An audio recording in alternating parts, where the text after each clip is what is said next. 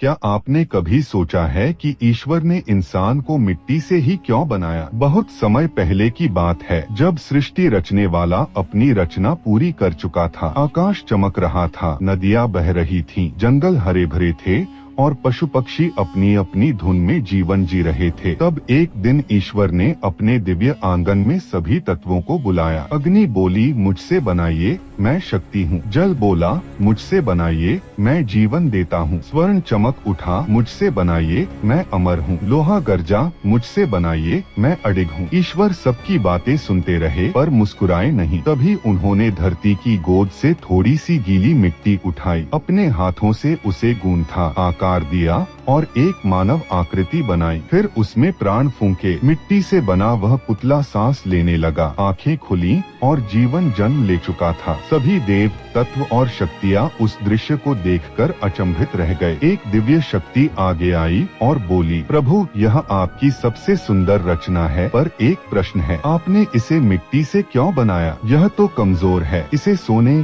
चांदी या लोहे से बनाते तो यह अटूट होता। ईश्वर ने धरती की ओर देखा और शांत स्वर में बोले, क्या तुमने कभी सोने में बीज को फूटते देखा है? क्या लोहे में पौधा उगता है? क्या चांदी जीवन को जन्म देती है? सब मौन हो गए। ईश्वर आगे बोले, मिट्टी ही वह स्थान है जहाँ बीज टूटकर अंकुर बनता है। मिट्टी ही गिरकर उठना सिखाती है। मिट्टी कमजोर नहीं होती, वह सहनशील होती है। इंसान को मैंने कठोर नहीं, विकसित होने वाला बनाया है। उस दिन सब समझ गए कि इंसान की सबसे बड़ी ताकत उसकी कठोरता नहीं, बल्कि उसकी संवेदनशीलता, सहनशीलता और फिर से उठ खड़े होने की क्षमता है। और तभी आकाश में एक ही स्वर गूंजा, ओम नमः शिवाय। अगर कहानी दिल को छू गई हो, लाइक और सब्सक्राइब जरूर करें।